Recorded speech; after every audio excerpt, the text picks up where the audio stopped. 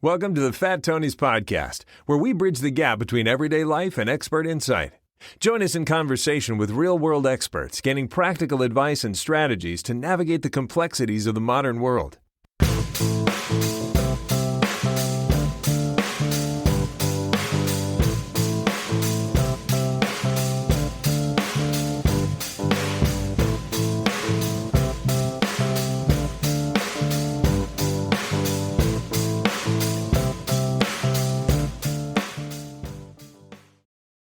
Welcome, everyone, to another edition of the Fat Tony's podcast. I'm your host, Seb Lees.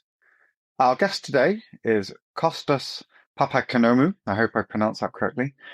Costas has spent the last 3 decades working in innovation, strategy, and design. He's the co-founder of the Happen Group, a global innovation agency which was later acquired by Accenture. Since then, Costas has gone on to co-found and is Chief Investment Officer of Terra, an early growth VC impact fund. He describes himself as an innovation veteran, which I think is a lovely way to describe yourself, and also is the author of The Disruption Fallacy, Tail Wag Dog, and the Grumpy Innovation series. Costas, welcome to Fat Tony's. I'm really happy to be here. Good to see you again, Seb. Let me just add one quick thing. I have no idea how to pronounce my surname either. Because contrary to what you might think, I'm not Greek. Well, I am half Greek, but I'm mainly Dutch. If you cut me in half, it's just cheese. I like that. I once knew a Welsh Russian, and I just think that's a lovely fusion, of cultures. So I'm going to bounce around a little bit in this interview. And the reason why, one thing I love about you, when I've met you, when I've read your books and watched your talks, is you have this really dynamic energy that always leaves me feeling very energized at the end of listening to you speak. So I want to try and bottle that a little bit if I can. And that might involve bouncing around a little bit. But before we do that, just for listeners who may not be familiar with you and may not have heard of you, could you just give us a little bit of an intro to your work, maybe particularly with a slight emphasis on the Happen Group, because I think that's where a lot of your ideas were formulated. Tell us a little bit about yourself. True. Yeah. So a little bit about myself. So let me start with the demographic specifics. I'm 52 years old, Dutch citizen, happily married, live in The Hague with 2 young adult sons. Indeed, the Happen Group period, which was well over 10 years, 12 years actually, between founding and selling the business, happens to be between 2 major crises. We set it up in the financial crisis and then sold the business just before the Corona crisis. It was perfect timing in hindsight. At the time, we had many reasons to decide to sell the business. But it was an innovation agency specifically focused on, I guess, the products you would see in the supermarket and say pharmacy or drugstore shelves. So very mass market oriented, very mature categories that are basically products that have existed for 50 years, 100 years in some cases. And what we were pretty good at was to figure out, okay, I mean, if you're looking at toothpaste or laundry detergents or cough syrups, those kinds of products, how do you spot what is still a latent need, could be called, or like a frustration that exists, which is, I guess, relevant enough that if you manage to solve it, people will actually switch into your product instead. Because it's not like you're launching into a vacuum. You're always launching stuff which is going to compete with someone else, and you need to convince your target audience to come across and try your product instead. And we were really good at that. But then I guess the real trick was to then come up with a solution which made sense for the type of business that our customers were. So if you are in the toothpaste industry, you're not going to launch some kind of mechanical device to clean teeth. You need another toothpaste to battle whatever competing toothpastes are doing. So that sort of having 2 pretty distinct functions work hand in hand, being, let's say, the what is typically marketing and market research teams on the client side work off or sing off the same hymn sheet is probably the English expression, with what the R&D and a particular production side of the business could deliver. That's where we excelled, and it was a pretty amazing period of my life, really, professional life, because we sold the business to Accenture. We were about, I don't know, something like 60, 65 people probably at the time. And I think we we managed to genuinely raise innovation success rates, which is what we set out to do at the beginning. So that's a long answer to your question, but yeah, that's the world I've always operated in. Sort of. It's fantastic. I always love, I think the most interesting people, I said this in a previous episode, are these people who are almost have slightly different chapters or slightly different careers through his life. And I know you've stayed in the same domain for your career, but you've wore the hat of engineer or industrial designer. Then you've gone into innovation consultant or innovation strategist. Now you've moved into the VC world, which we're going to talk a little bit about later. But I want to start with your book. Or one of your books, should I say? But my favorite, The Disruption Fallacy. So at the beginning of your book, you argue that companies should be focusing less on transformational innovation and more on, I think you call non-disruptive innovation. And you mention, I think throughout the book, kind of three categories of innovation. And I've noted them down here: innovate to protect, innovate to grow, and innovate to transform. Can you go a little bit more into those three categories and explain to listeners a little bit about what the difference between those is? Yeah, so what they have in common is they're all business objectives.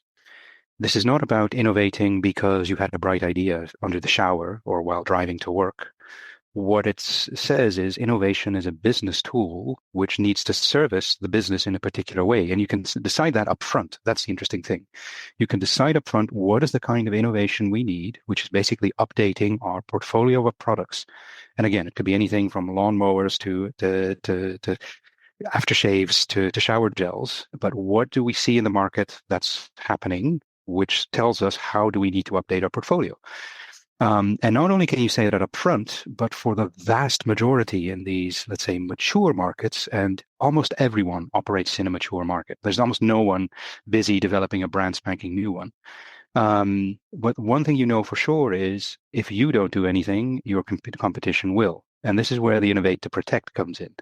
And this is being brutally tactical around what's the kind of new news I need to bring to market just to make sure I keep the customers I have. And customers, if you think about supermarket products, even just defining what a customer is if you are selling stain removers is actually less precise than you might think it is. Because, of course, everyone thinks, oh, yeah, that's these end users who sit at home and they're doing their laundry and they're adding stain remover to remove stains and you want to keep them happy.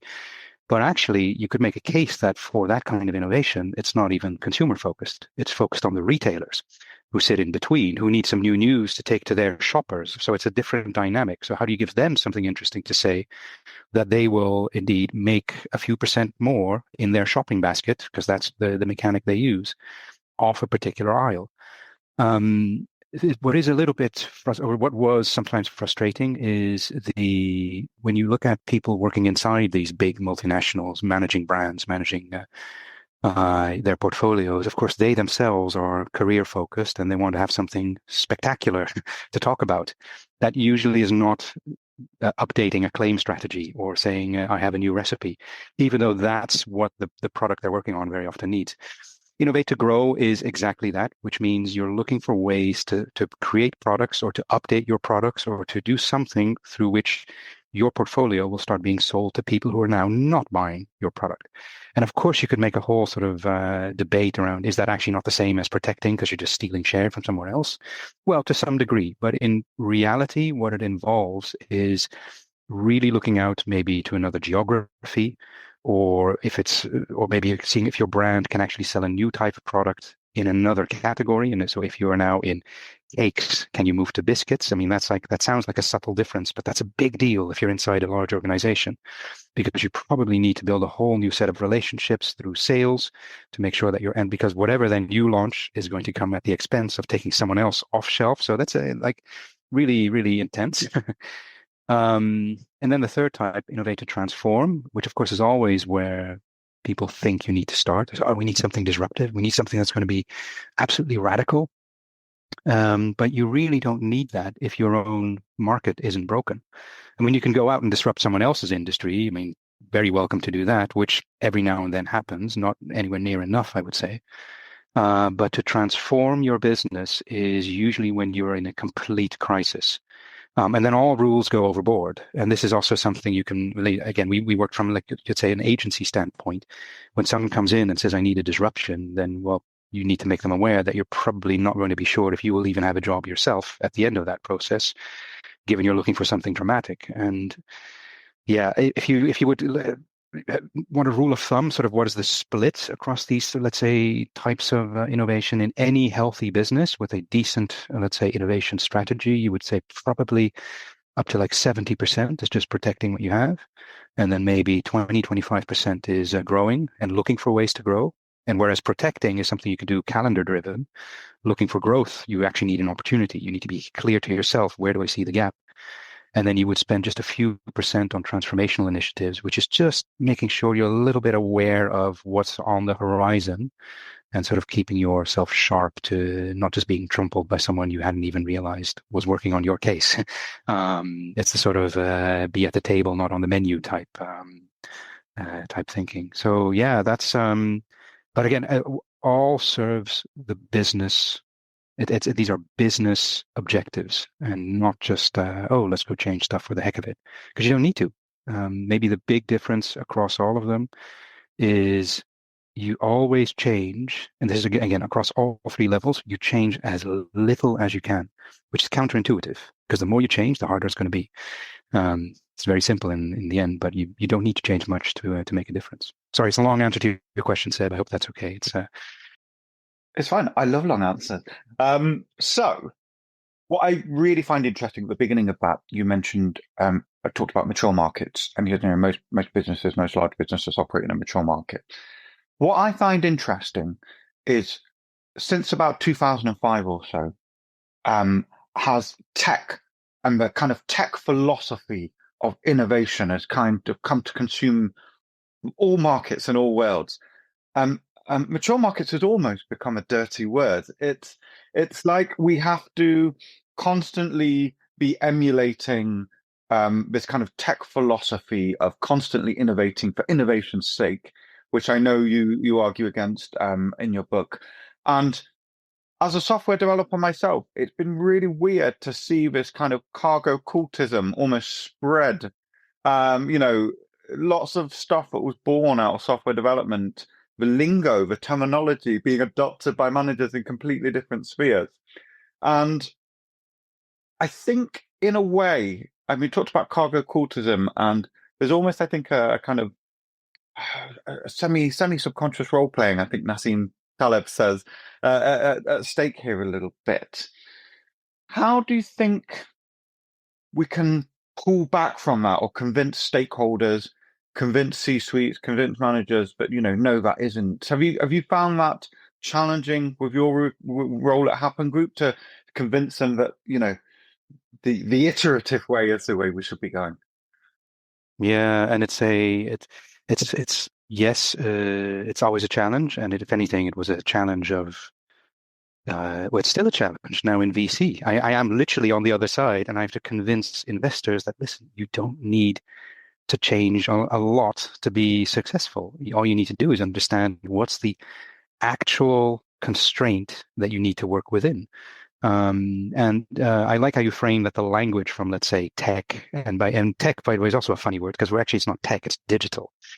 Technology, a factory line is, from my point of view, much more hard tech than a few bits and bytes. I think the language and the ways of working that are being adopted from the tech world or digital world are, if you could make a case, they're mostly counterproductive. I remember a period around 2015 where not only, actually, every single customer of ours, and you're talking about like the big multinationals, they were setting up incubators, and an incubator inside, let's say, a multinational who's mainly known for making cleaning products. What does that look like? You get basically the CEO himself or herself, but mostly himself, to get involved with like 25, 26-year-olds who are being given the same problems the experienced people in their business also couldn't solve. And again, these are not new problems. These are problems that have existed for 50 years because they're mature categories. And they give them 100 grand, which of course is a 1% of what such innovations typically cost to bring through successfully.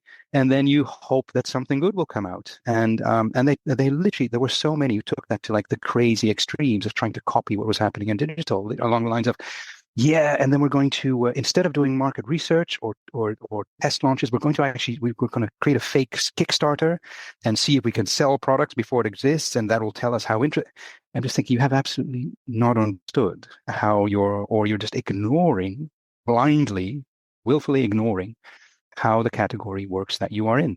And if you had rather worked in digital, because it seems the rewards are higher and it's more exciting, well, then go work in digital instead of trying to transplant some of what you see in a space that simply doesn't accept it. Because the P&L some of these businesses run, where effectively the margins are, I said, they're like negligible, will not accept a model where you indeed overinvest, like as if you're OpenAI, hoping that the returns will come sometime in the future. Yeah, also, I mean, the whole valuation of a young business in, let's say, digital is all about how much money it can raise. It has nothing to do with the amount of revenue it generates. Whereas, of course, if you're a stock listed multinational consumer goods company, there's maybe a little bit of how much interest there is in the stock, but it's mainly the numbers every quarter that drive your value. So work accordingly. Sorry, I'm meandering a little bit around a very direct answer, but I think it's just it's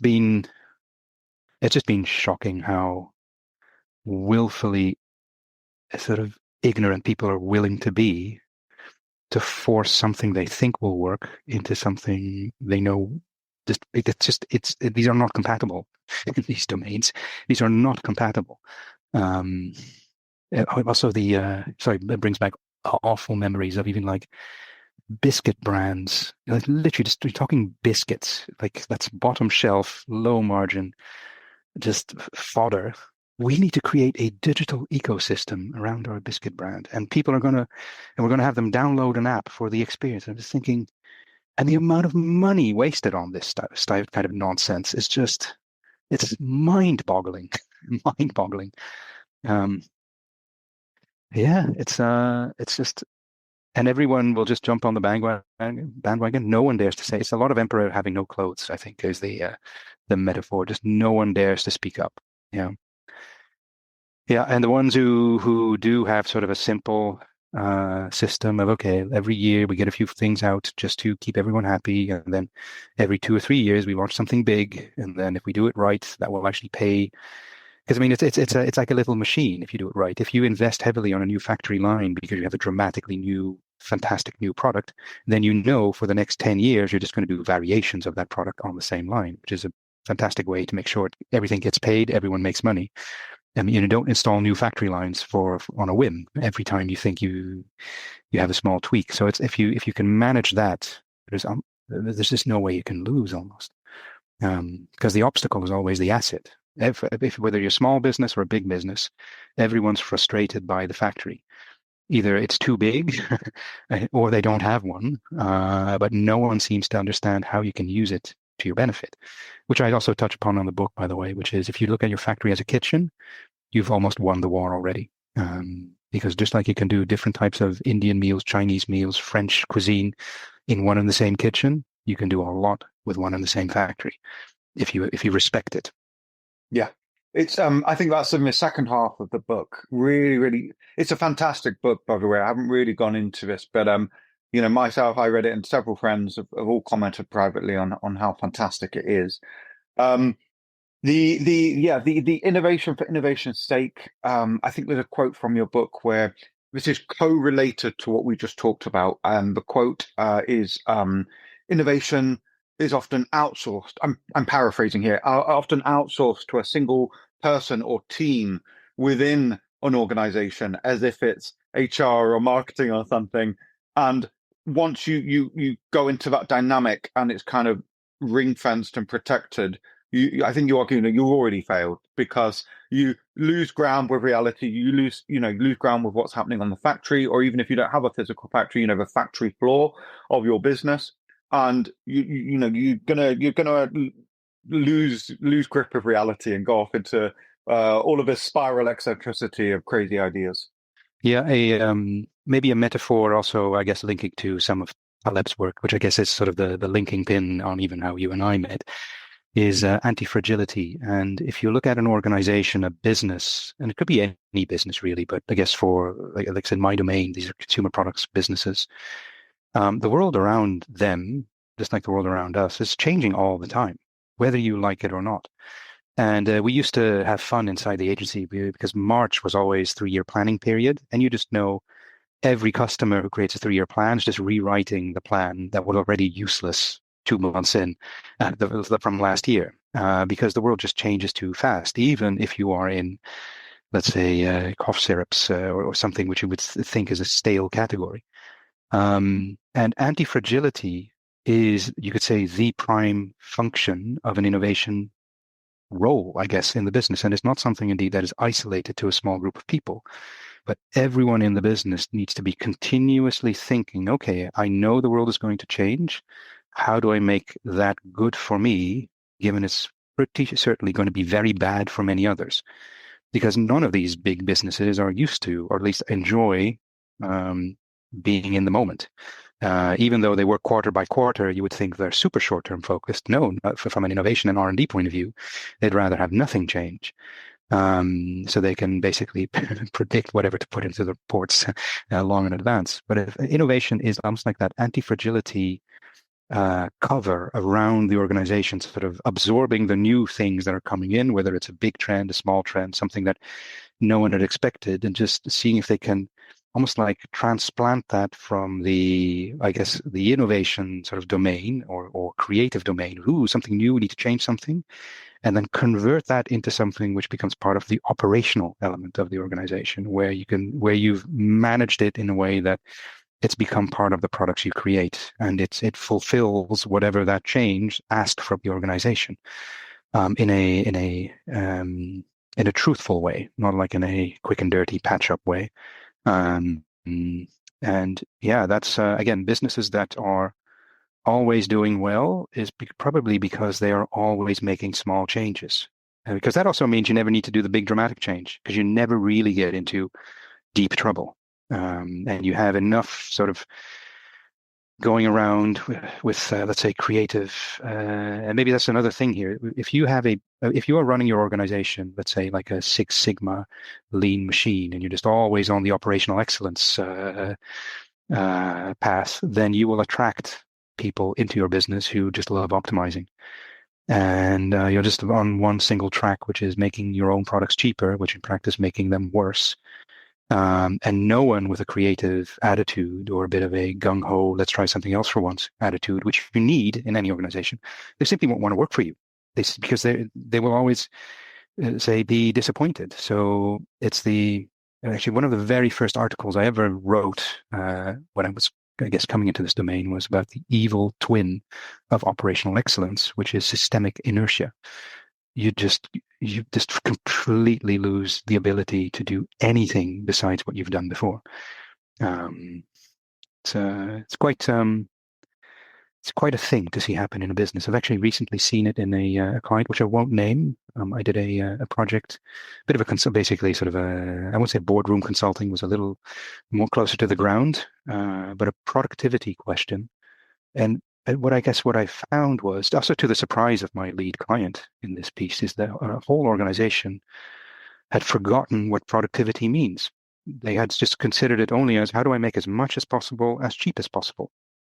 Whereas if you look at a factory, you can probably imagine if that's the only thing you're doing and the market is actually changing, you're not being productive at all. You're being the opposite of productive, because you need to do a lot of rework. You get a lot of reject, literally, from your customers, etc. So productivity itself even has a innovation goal, which is, how do I change my factory setup so variation is welcome rather than the opposite of what I want? Very different mindset.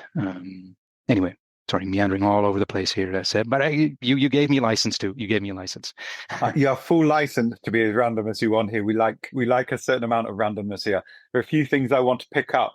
So a good analogy that I like is this difference between the captain of a container ship that will horizon scan and make short course corrections versus a speedboat that will rapidly go. And I always think when talking about anti-fragility and related concepts, I always have that in my mind. And you were talking about the factory as a kitchen in relation to anti-fragility. And correct me if I'm wrong, but I think in your book as well, towards that part of it, you talk about how sometimes there's this overemphasis on these kind of class A products within companies, which are the innovative, really good ones. But, you argue, yes, it's great, but the competitors will always catch up with you. You have, a limited shelf life to take advantage of that. And to be truly anti-fragile, you want to be using your factory to produce products across a whole range from the class A innovative right down to kind of the more generic stuff, and just be able to absorb it. And another concept that I love, you talk about S-curves, but you talk about them in a way I've never come across before. Because when I think about S-curves, and if listeners are familiar, again, closely related to anti-fragility, and I think Taleb himself argues that anti-fragility is dependent on S-curves, where they're resistant to a certain point, and then they will snap and break. So a good thing is, human muscle growth might be they can, to a certain level of damage, they will regenerate stronger, but if you push them too hard, they will break. And what I love is you talk about it in a slightly different way, and you link it to innovation.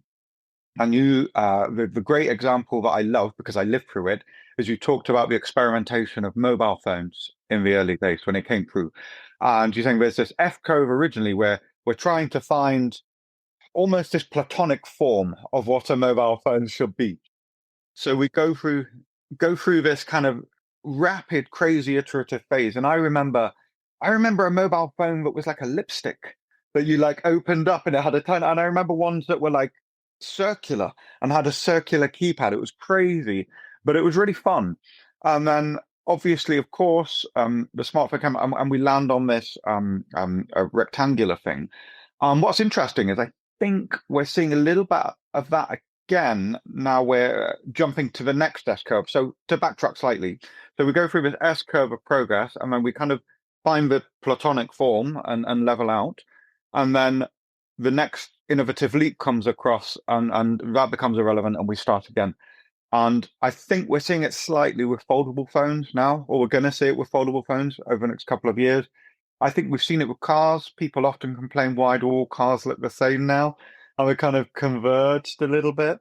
But I love it because I've never heard S-curves used in this way before. And I think it links closely to a mutual friend of ours, Gerald Ashley, who in his book, Two-Speed World, talks about how innovation iterates slowly. There's two speeds to the world, which I think is closely related to pace layering, which we'll talk about later. But, you have the gradual evolution, and he talks about clipper ships and transport ships and how they, and the Cutty Sark, I think in particular, how they got faster and faster and more efficient. And then suddenly steamships come along, and that's kind of the end of one S-curve and the beginning of another. And that's the two speeds to the world. And I just think the use of S-curves in that way is brilliant and very innovative. And I think it's a great model to use to describe them. Let's talk about pace layering, and I'd love for you to explain this again in a bit more detail. You gave a talk at the Fat Tony's Oxford meetup a few months back, and I think my favorite slide was the pace layering slide. So please tell the listeners a little bit more about this. Yeah. And pace layering that's one of those things I wish I'd known 15 years before I learned of it. Gives so much help in understanding how some things are difficult and some things are hard. So what is pace layering about? Given I'm allowed to meander a little bit, let me give you the backstory, which is Stuart Brand, an engineer. He's now in his 80s, I think. In the early 1990s, with a group of people, decided to take on the challenge of building a clock that could run for 10,000 years. It's a wonderful book called The Clock of the Long Now, where he describes sort of that process. And the beginning, of course, you think about this is probably a technical problem of some kind, and how do you create this? This is going to be really technically hard. And of course, You have a group of smart engineers together, you realize this is not technically an issue at all. This is just easy.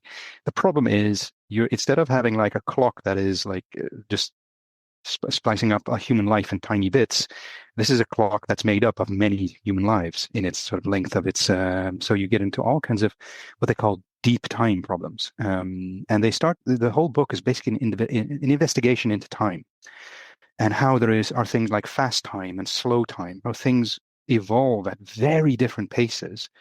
So, which you can take into account just to make sure that if you need, for example, markings on your clock, that you need to be sure of that if your clock just disappears under a sand dune for 2,000 years and is then dug up 3,000 years later, then people look at it.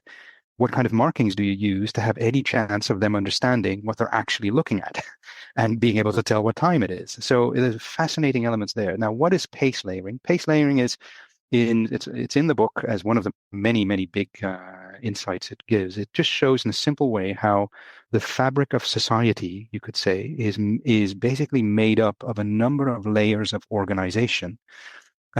Which, if you're familiar with the Lindy concept, that's what it connects to very, very strongly. So if I just go through the layers from, let's say, fast to slow, and by fast, I mean evolves quickly, changes a lot. The top layer is basically the layer I've operated in for many years, which is new products, new services, fashion, the flavor of the day. It's stuff where you just know it's like fleeting. And you have to acknowledge it is fleeting.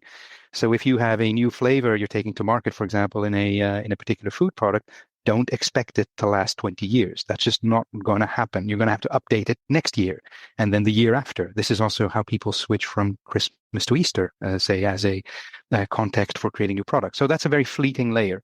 Underneath it sits what is called, let's say, the layer of commerce, how you exchange value, how you pay for things. And this is much deeper embedded, you could say. You can already feel it is in how society works. So it was really funny seeing, for example, during the Corona period, how there were all kinds of expectations this would change forever. Yeah. So, for example, you're going to order your laundry detergent online, and you're going to never do it again by just walking into a store and buying it there. And I was just thinking, people have been buying laundry detergent for 100 years in stores. I don't think they're going to change just overnight because they can't right now walk into the store.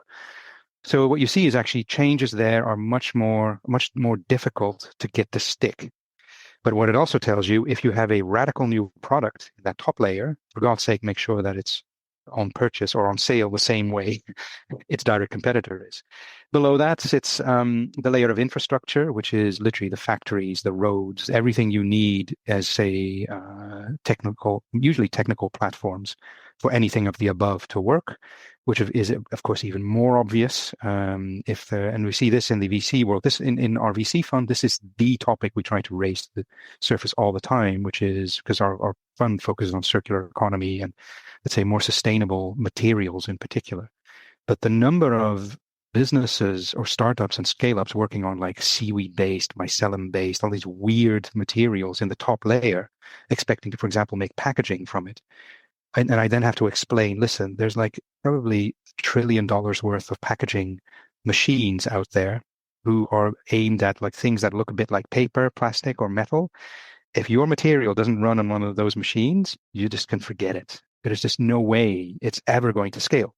If anything, if it can run on those machines, you're going to scale like crazy because infrastructure doesn't change quick. Now, maybe to go a little faster through the others, below that sits the layer of governance, which is anything from regulation through to religion.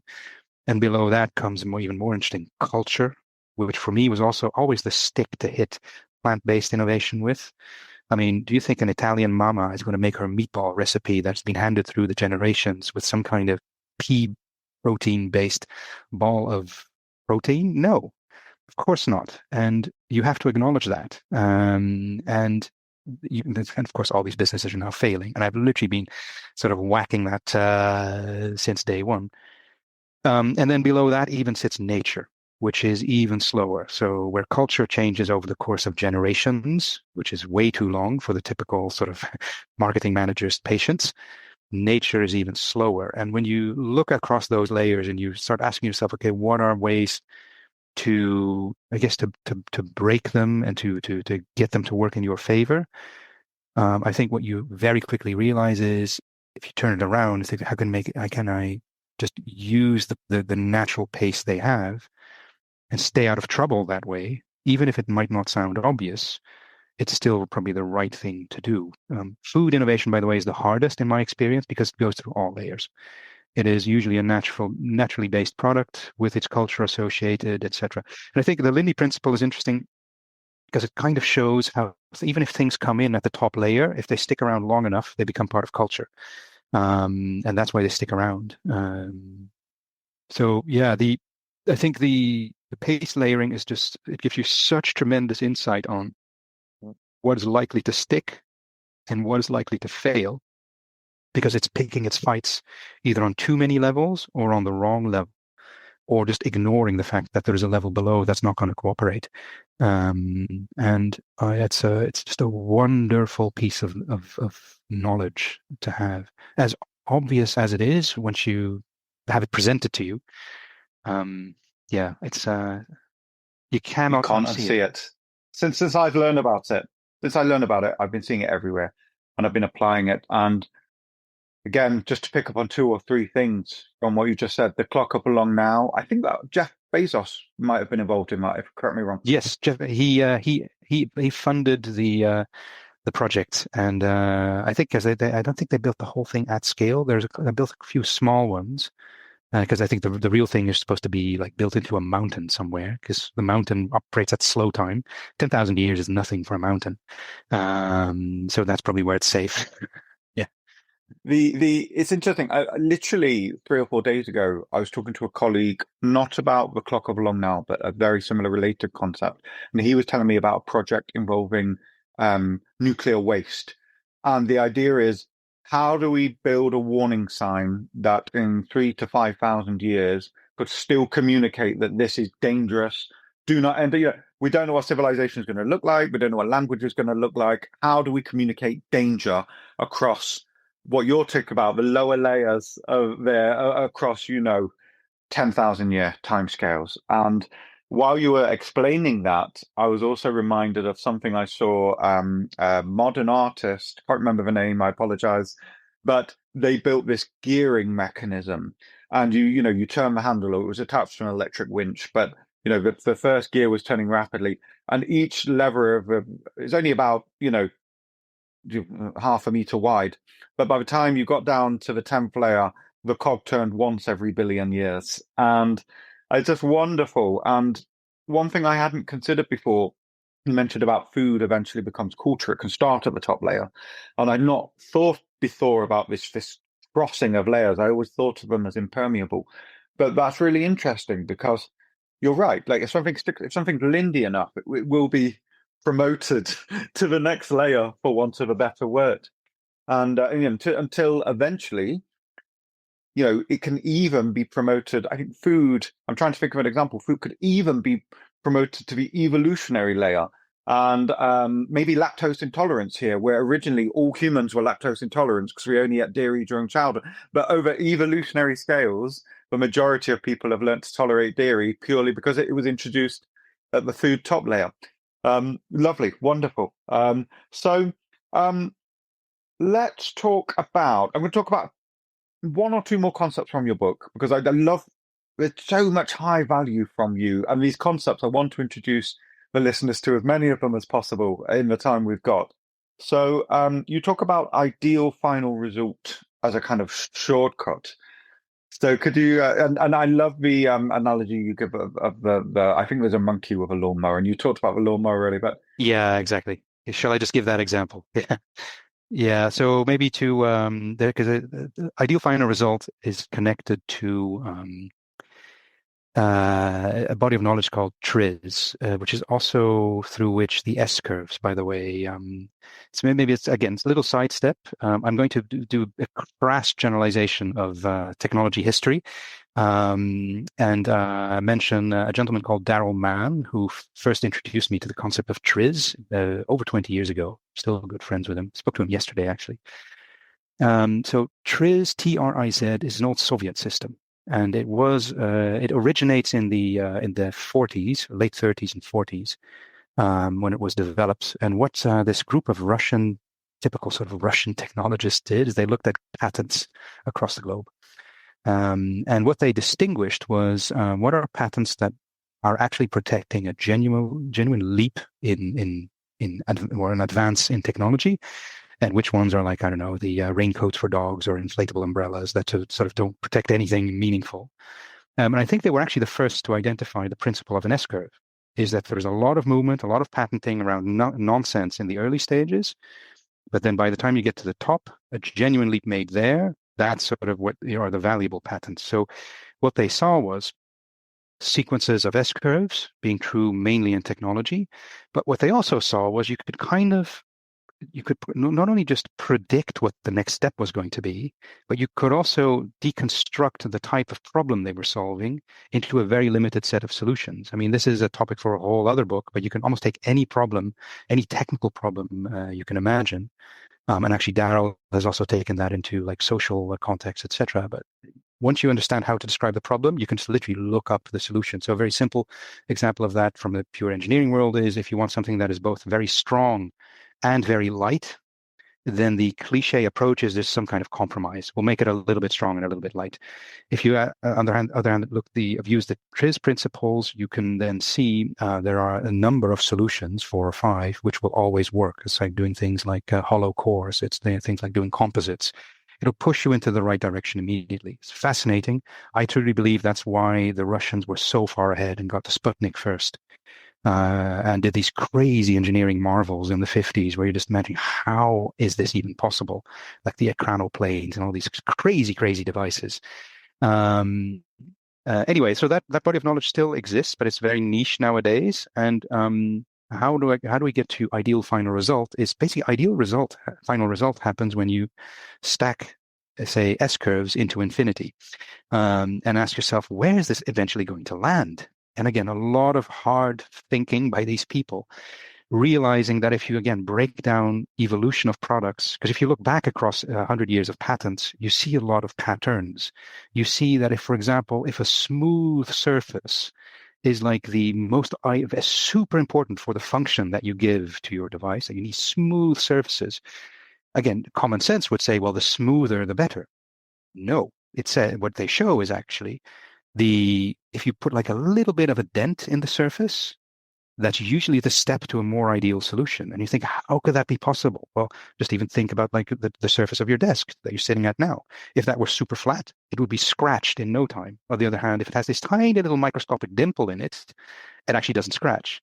And then a level higher is like putting like an active ingredient in the little dimples, and you think, well, what kind of sense makes that? Well, if you look at window panes, which of course the most modern windows have a so-called lotus effect. They're not flat. They have like a little dent, and then they also have something like a wax layer sort of so basically they become self-cleaning, and you realize, okay, so this is how things evolve. Now, all the way at the tail end of that sits ideal final result. And then that gets super simple. It is like the best kept secret for any innovation agency that knows it is how can you predict what your customer is going to have as an update that is worth pursuing, which is there's 4 principles. And I've tried to disprove this ever since I heard of it and just can't. So the first principle is that whatever the benefit is your product is delivering, it will do that more perfectly. And this is usually where almost every innovation team sort of gets on, completely sort of blinded by that's the only thing they're going to work on. If you're working on a cleaning product, how do we make it clean even better? If you're working on a cough syrup, how do we make it remove the itch even better? Sort of there's very, very monomanic sort of focus on that. But there's 3 more. There's how do you make something more instant in delivering its benefit? So it's there when you want it, and it's not there when you don't want it. The third one is how to make it more autonomous. So it doesn't need fuel or information or anything from the user to provide the right benefit. And then the fourth one is it becomes free or very, very cheap. And we talked about the digitization sort of world or coming into the, say, typical categories. Where genuine transformation has happened is very often where a physical solution has turned into a digital one because they actually resolved all 4 directions in one go. Google Maps is my favorite example. Because it literally is better at getting you where you want to be. It does it instantly, it does it autonomously, and it does it for nothing. And if you have that mindset of understanding there's this array, typically these four dimensions along which you can innovate. Again, if you look at through the lens of a company, you also realize, shit, there's actually different functions. This is not just R&D, because doing instant solutions, that's usually something related to logistics or distribution. If I do autonomous, my God, I now get the IT team involved to actually maybe take orders before they're even given and things like that. Free means you need to work through the whole supply chain rather than just trying to come up with the next fancy idea. Lawnmowers is the example I use in the book, which is because it's almost no one has worked in the lawnmower industry, even though it's actually a friend of mine who I hadn't spoken to for a while. He called me after he got the book and he said, I'm going to start a new job in the lawnmower business. Let's talk about this. But it's a funny one because you can just predict what the next thing's going to be. And so if it's more perfect, it's about, okay, how do I create even nicer, flatter lawns, maybe a laser guidance system, maybe ceramic blades that never go dull. If it's about autonomous or even, let's say, combining it with instant, it's probably a robotics thing that sort of starts mowing when the grass is a certain height. Maybe free comes through putting solar panels on. So anyway, you can go endlessly, but then you also realize, a little bit like the Google Maps example, is just like people want holes, not drills. People want a nice lawn, not lawnmowers. So the real revolution will come from crop genetics and things like that, where you basically your grass self-cuts. The word self is a very interesting sort of word to put in any innovation project. How do you get it to self whatever? Sorry, there's a very long answer to your question, Seb, but it's a fascinating thing. And it's very much something we use in the fund also, because when you get like 100 startups thrown your way, showing how they can, for example, be smarter at charging cars, and you realize they're all doing some kind of mechanical solution to get like a plug inserted into the car, you realize, well, that's just nowhere near ideal enough. So even if it's the hottest thing now, in a couple of years, they'll be trumped by something which is wireless because that's more ideal. So it also keeps you alert that there are, even if it doesn't point you to what is the right solution, you will have a sense of how ideal are we now, which is an important thing to keep in mind when looking for businesses to invest in, because the more ideal thing is your greatest enemy, even if it doesn't exist yet. It's going to be around the corner. Fascinating. Absolutely fascinating. You're talking about hundreds of startups, and we will move on to the VC fund shortly. But I'm struck again by the pace layering example, and I think you do mention in your book one of the biggest problems you see when you see a startup come with an idea or a solution is they don't quite understand the levels they're targeting. So they might be, talking at level 1, which is perfectly doable, and maybe level 2. But then they've also got a bit of level 5 in, and it's you're going to run out of cash long before you can move the dial on that.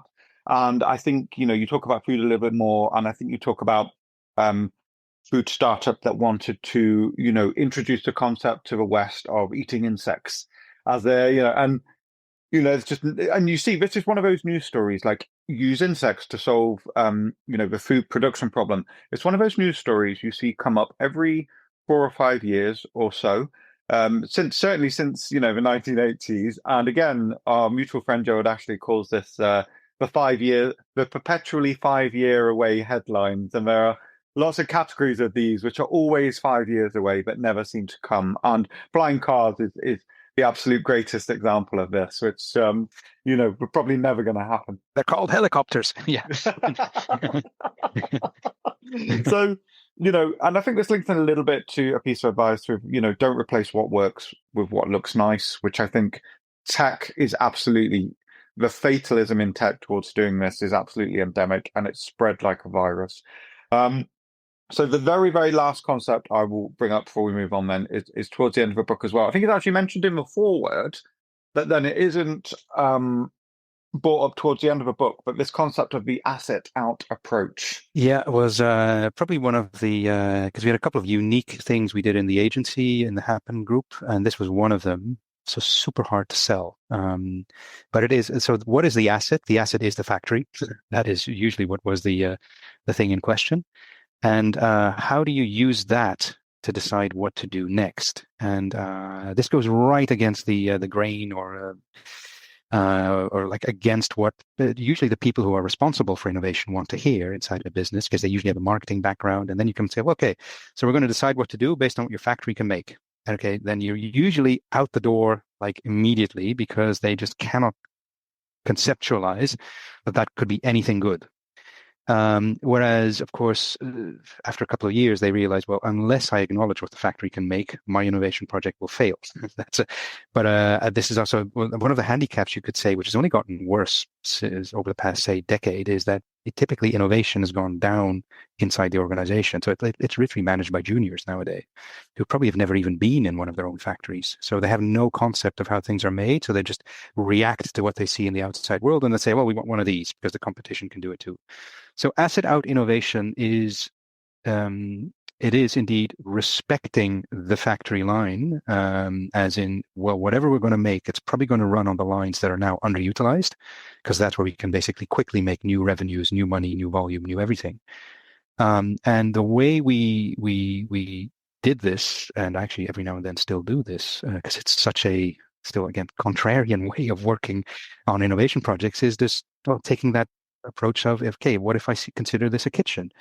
And then the fascinating thing with a factory line, if you've ever been to a factory, whether it's food products or cleaning products or anything, that is, almost anything that you find on your supermarket shelf, is there's usually about 10 to 12 steps between raw ingredients coming in the warehouse and the finished packaged product at the tail end.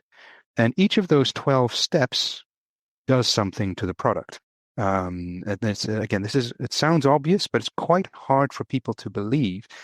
Like if I take, I have a tennis ball in my hand here, like every physical element I can touch, see, smell on here it's come into existence somewhere on a factory line. It's there on purpose. It's not coincidence. Now, each and every one of those 12 steps, I can individually change. I can get maybe one step I can run a little hotter or colder or faster or slower, or I can put a new ingredient in there. I can replace something. That will therefore automatically have an effect on what the, let's say, physical output of that line is going to be. And of course, some things are simply undoable because they would jam the line, but many things are possible. And we start deconstructing it that way, and you realize for every product step, there's been maybe 5 or 10 different features I can create there. Suddenly, I have 50 features to play with. And the way this methodology, as we developed it over the years, works is doing exactly that. So it's taking a very agnostic sort of standpoint. And this is what made it palatable for innovation teams who just don't want to be told by a factory what they can do. You basically translate the factory line almost like in a palette of, we call them building blocks. Or if you would look at it with a metaphor of a painter, these are all the colors you can use. You've been painting products only with blue and green, but hey, look, with a few tweaks, we can make all these other colors as well. And the creation of a new product idea then becomes, I would dare say, almost as simple as understanding what the gap in the market is, what the consumer need is, whatever you could say that topic was that you've discovered needing a new product. And then you say, can I assemble that with the features that I now understand my factory line can make, which are beyond, of course, what I knew before, because I thought it could only do one thing very efficiently. And now I see, oh, it's actually indeed 40, 50 different things it can do very efficiently, or maybe even 100. And time and again, because I've personally been involved somewhere probably, I don't know, between 60 and 70 of such projects over the years, including in things like powdered beverages or water, where you think, how on earth can I do anything different on that line? Well, even there, you can do something like, I remember one in actually powdered beverages in South America, which is like the cheapest of the cheapest crap beverage in a very crap market in a sense, because these are all very, very low bottom of the pyramid stuff. Realizing that if you have a powdered beverage, to copy an orange juice just so that people have think they have orange juice on the table, even though they could never afford 10 oranges to squeeze into a jug of orange juice. In that powder, you can add bits to make it give a sense that it actually has a little of sort of the orangey bits in there. So it's not like a smooth, the texture. And then you realize, well, actually, if I put even a little more thickener in, and maybe a little bit of powdered milk or things like that, all of a sudden it starts turning into a smoothie. And then you realize that even with that very basic sort of one lint mixer, say, technology, you can create features that are dramatic for the end consumer. that's what this process allows you to do. And I would, okay, if I make a very, very bold statement, but I would take that on, anyone who wants to fight it, is because you're staying within the reality of what your production environment can do, the wackiness of the products you're trying to take to market is also dampened and therefore has a higher chance of succeeding because you're just staying within the realms of what will be not just feasible from a technical point of view, but also, I guess, commercially from a buyer's point of view. You're not going two big steps in one go. So again, if you have people in the business who can play with the manufacturing environment, almost like a musical instrument that way, and really understand how it works and really understand how you can modify it, tune it, tweak it, then there's just no way you can fail. That's the thing. It is, but you have to sing off the same hymn sheet. You have to understand, like any small business will, that factory is your asset, not a ugly thing, barrier to success that sits on another continent from where you are, when you don't want to work with them. That is asset out innovation. Yeah, it's. I think we're falling prey to the kind of forgetting. You said it earlier, but tech, people instantly think digital, and they forget that technology, factory, production, infrastructure, and we fall prey to this digitalization of everything now. Everything has to be, zero cost, digital, replicable, and you can just deploy. But really, what really still powers the world, despite what we popularly believe is infrastructure, factories, it's there. Infrastructure. Industrialization, which is the European drama right now, is the industrialization has just fallen so far behind where it should be. It's very hard to rebuild because it's like centuries old knowledge. I mean, the UK got this close to closing its last steel plant. The Netherlands is now very close too. I mean, if you cannot make your own steel anymore, at my point of view, you're not a real country anymore. You're just some kind of dependent, not serious country because steel is at the foundation of everything. It's, this shift to services based. Yeah, it's, I get it, but at the same time, you do need. I think steel is a great example because you can't call yourself an influential country of power if you cannot produce your own steel. It's absolutely ludicrous, and it's one of those things that's so obvious that politicians don't get it. These ideas that are so obvious that somehow they're missed, and it just absolutely bonkers. So we've got about 10 minutes left. I want to talk about Una Terra. So this is kind of the latest chapter of your career. You've gone into, it is a VC fund, but I think the way it describes itself, maybe a more granular way, is it's circular economy investment, circular economy solutions to tackle climate change and regenerate biodiversity, I think is the tagline. Now, why did you focus in on that subset in particular? Because it is closest to where I guess we as founders believe you can get some really necessary wins, and because what it comes down to is becoming less pollutant. The language of the industry, of course, is indeed biodiversity, climate change, big metrics, and you can very quickly get into a big debate on how dramatic is it, how non-dramatic is it. But if you bring it right down to let's pollute less, let's put less crap in the environment, whether it's in the air or in the ground or in the sea, you very quickly, from a, let's say, ethical point of view, get to some pretty like age-old truths, which is just be nice to your direct environment. There is a brutally commercial side to it as well, which is, and actually connected to many of the things we've spoken about before, which is if you can create a product which uses less energy to produce and less material to produce, which usually means there's less left after you've used it, then not only are you great for the planet because you're basically just doing less of the stuff you don't want, the ugly stuff, but if you can keep the price point the same, you have a great commercial offer as well. And I think what we bring to the table here, which is sort of when you look under the bonnet for any sort of the investors who are actually interested in going down this route with us is it just you basically need a higher level. It's a genuine progress in the kinds of materials and products you're going to be investing in, because all these big companies I've worked with, you could say we built a whole agency on the fact that they could never get their marketing and their R&D production people to just work together on the same thing. They're very good at making better products more expensive and cheaper products worse. And what we're saying, there is a huge future for products that are both, let's say, cheaper or at least more commercially interesting and better. And funnily enough, or no surprises, I should say, small businesses, I wouldn't say startups because we do get in at a later stage, Series A, sort of early growth is where we're interested, because then there's some revenue to proof of concept. But they can crack that. So what we look for typically it's probably mostly B2B solutions, even though we have a fantastic B2C product in the portfolio already.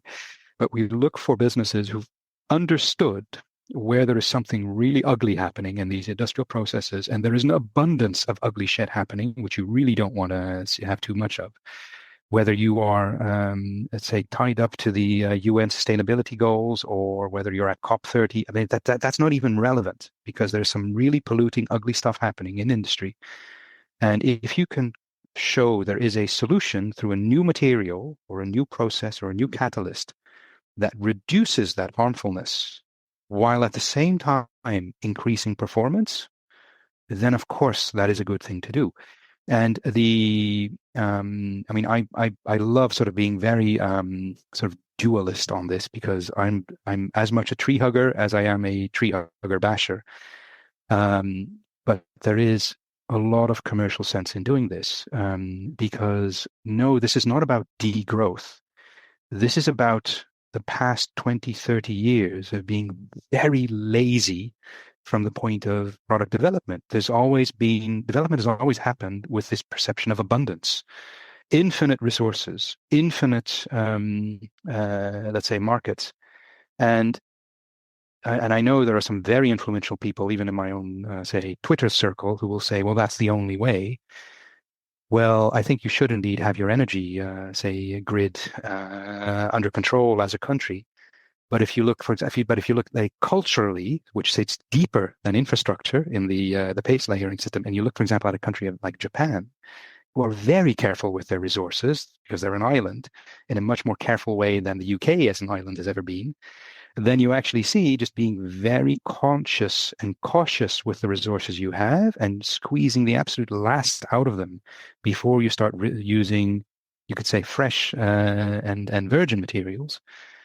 Then actually that might be a really good thing. There's probably a Laffer curve hidden in there somewhere of, and I think this is a transition period which will take at least a generation, maybe 2 generations before this really becomes embedded again.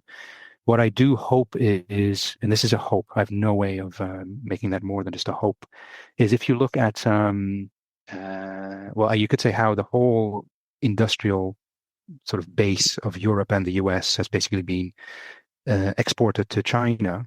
It is basically 90s technology which is being exported to China. When we sort of get the pace back up on just being a little more local and a little less depending on global supply chains, when we start getting our act in order again, I think there is a whole new sort of wave of opportunity from that point of view for more energy conscious, waste conscious, industrial, say, development.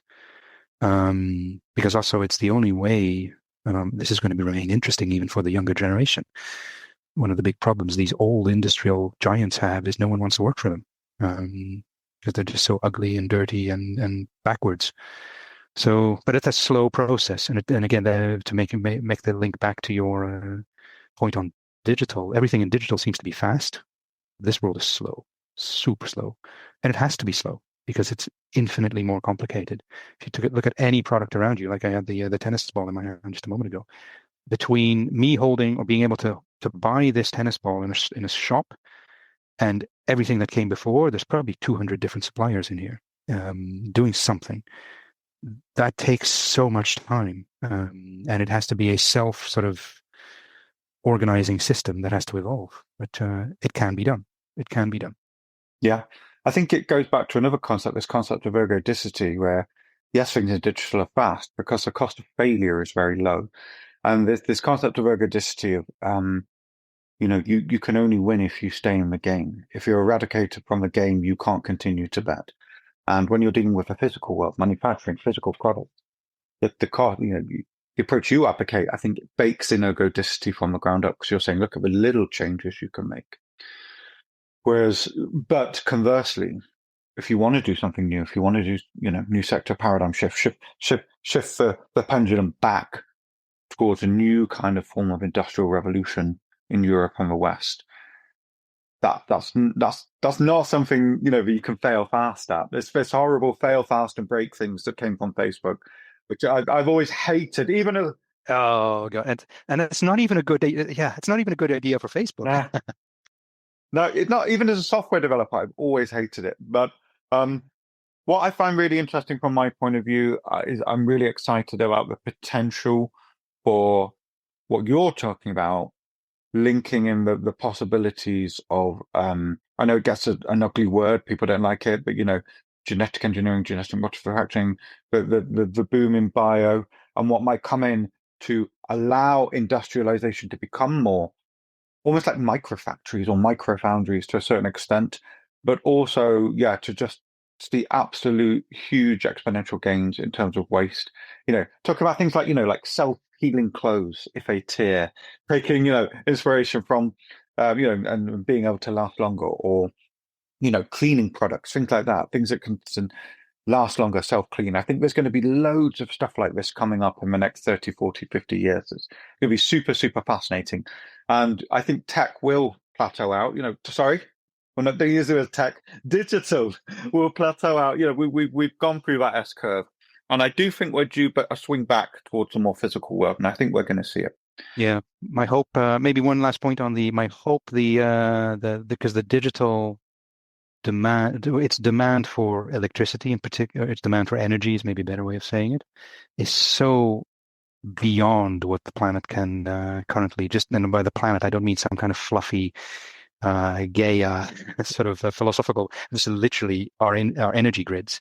But I do hope that will accelerate the things that have been dormant for way too long, which is development of nuclear. We've seen just recently in China, they finally got a thorium reactor to work. These literally, you could say the better for planet narrative has actually stopped those critical developments from more efficient and cleaner energy point of view. And I think that's what I hope is enough people will understand. Yeah, it's all you can maybe find a unicorn in AI, but you'll have a pretty guaranteed revenue if you just focus on energy, because everyone's going to need it, both those who fail and succeed. That we'll see some within our lifetime still. I'm a little older than you are, but I hope I'll see that sort of coming back so that at least the next generation can really enjoy it. Kind of hard science. I think, it's fast and easy win. I think that's another thing.